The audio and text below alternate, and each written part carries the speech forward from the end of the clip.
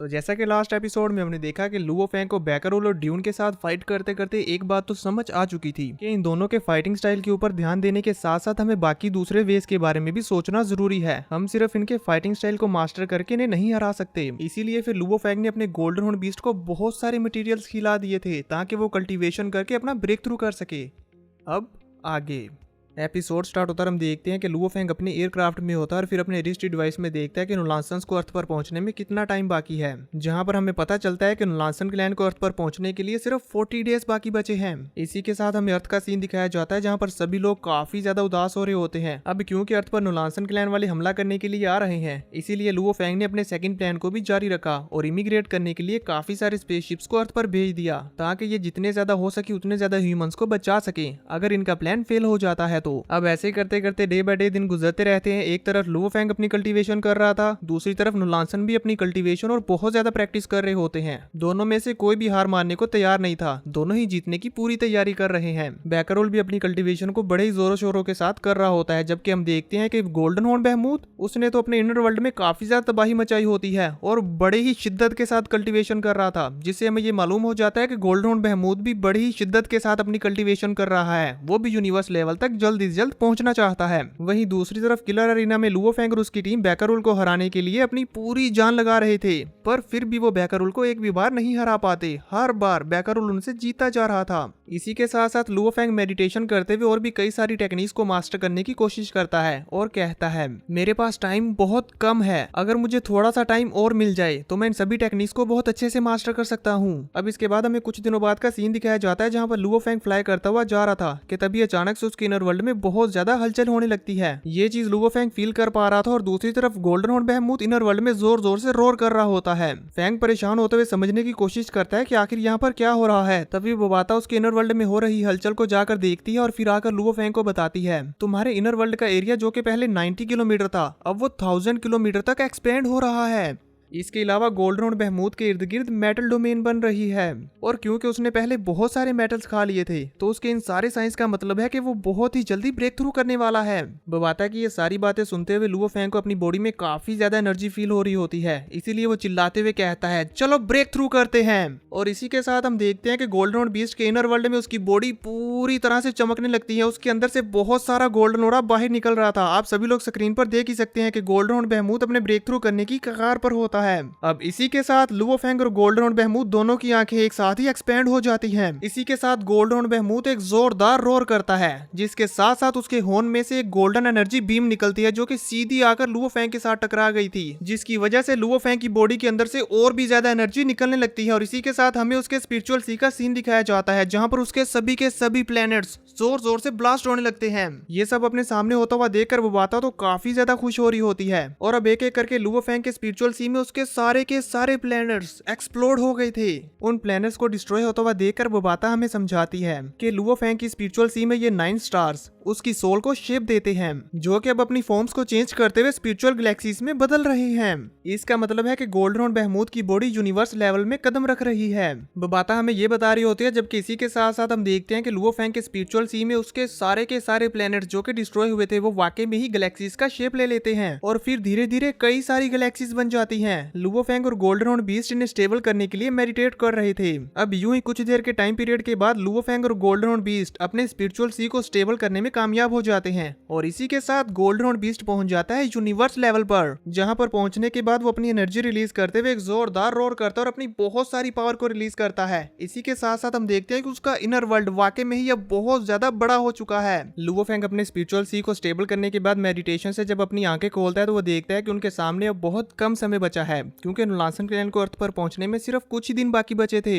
इसीलिए वो जल्दी से अब दोबारा से किलर अरीना में पहुंच जाता है और बैकरोल और ड्यून के साथ फाइट करना शुरू कर देता है। उन दोनों के साथ काफी सारी फाइट्स कर लेने के बाद जब वो रेस्ट करने के लिए आते हैं तो बोबाता उन्हें बताती है, तुम लोगों ने बैकरोल और ड्यून के अगेंस्ट 789 फाइट्स हारी हैं और एक भी विन नहीं की, जबकि लुओ फेंग तुम यूनिवर्स लेवल पर पहुंचने के बाद बैकरोल के साथ 576 फाइट्स लड़ चुके हो और उसमें सिर्फ एक फाइट जीत पाए हो।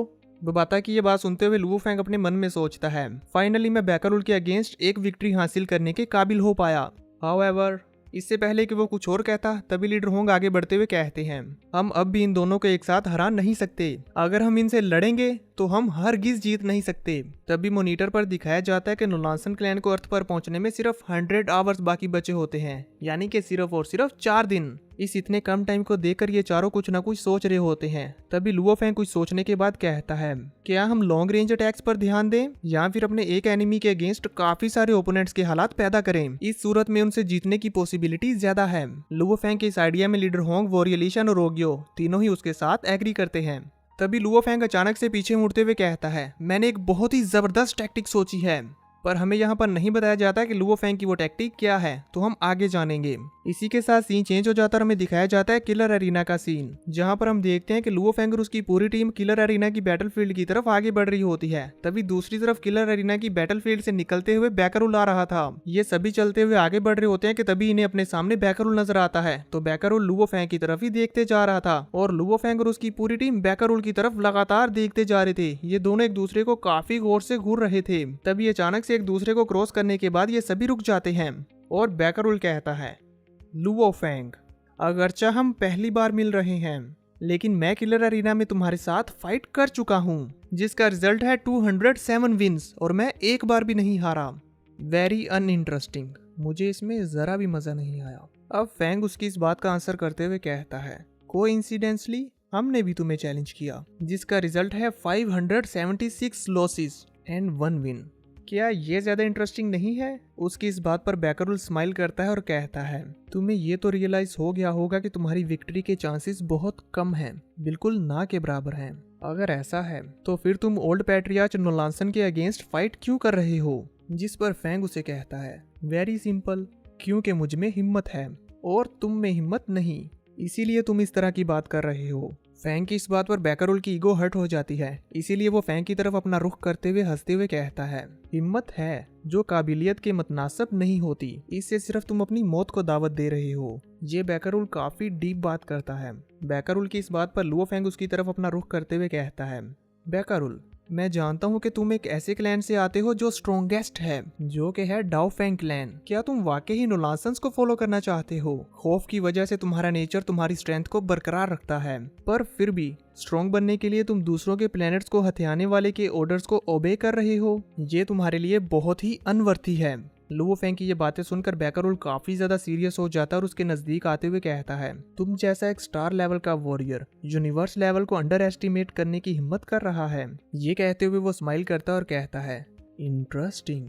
उसकी इस बात पर फेंग भी एक सीरियस लुक देता है और लीडर होंग को लगता है कि अब बैकरुल हमला करेगा, इसीलिए वो लोग हमले के लिए तैयार हो जाते हैं। तभी बैकरुल फेंग से आगे कहता है, हमारे अर्थ पर पहुंचने में सिर्फ 1 दिन बाकी बचा है और उस वक्त जब हम अर्थ पर पहुंचेंगे तो तब तुम और तुम्हारी अर्थ के लोगों को हर चीज के लिए पे करना होगा, तुम्हारे इस स्टब बोन एटीट्यूड की वजह से। ये कहते हुए बैकरुल किलर एरिना से चला गया था। इसी के साथ सीन चेंज हो जाता है और हमें दिखाया जाता है लुओ फेंग के फोर्ट्रेस का सीन, जहाँ पर फेंग अपनी फैमिली और बच्चों के साथ टाइम स्पेंड कर रहा होता है। फेंग को बच्चों के साथ खेलता हुआ देखकर यूजिन उनकी इन मेमोरीज को कैप्चर कर रही थी अपने मोबाइल से पिक्चर्स क्लिक करते हुए। कि तभी इतने में वहाँ पर लीडर होंग और वोरियलिशन आ जाते हैं, जिन्हें देखकर बच्चे काफी ज्यादा खुश हो जाते हैं और कहते हैं, अंकल होंग। लीडर होंग और वोरियलिशन लुओ फेंग के पास आते हैं। तभी वाता वहाँ पर आती है और उन तीनों से कहती है, नोलांसन क्लैन का एयरक्राफ्ट 3 आवर्स 49 मिनट्स में अर्थ पर पहुंचने वाला है। यूजिन लुओ फेंग के पास आती है और उसका बाजू पकड़ लेती है, जिस पर लुओ फेंग भी उसे इशारा करता है कि अब मुझे जाना होगा। तो यूजिन भी इशारे में कहती है, ठीक है।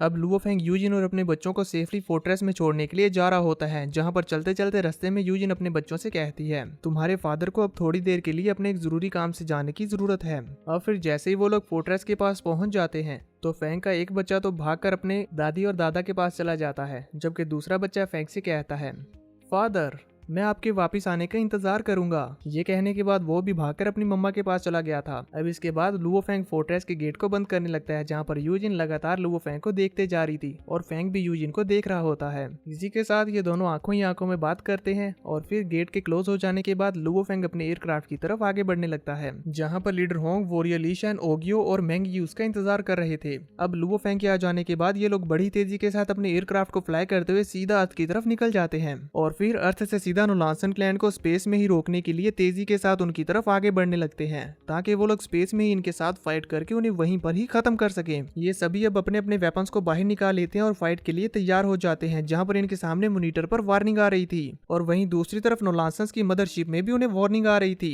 जिसमें बैकरोल और ड्यून अपने सामने मॉनिटर पर देख रहे होते हैं कि लुओ फेंग का एयरक्राफ्ट तेजी की तरफ उनकी तरफ बढ़ रहा है। ड्यून और बैकरोल भी लुओ फेंग का सामना करने के लिए बिल्कुल तैयार होते हैं। और वहीं दूसरी तरफ लुओ फेंग और उसकी पूरी टीम वो भी बस एक दूसरे का आमना सामना होने का इंतजार कर रहे थे। और इनके इसी इंतजार के साथ ये एपिसोड यहीं पर खत्म हो जाता है। तो देखेंगे नेक्स्ट एपिसोड में कि इन दोनों के बीच होने वाली फाइट में कौन जीतेगा।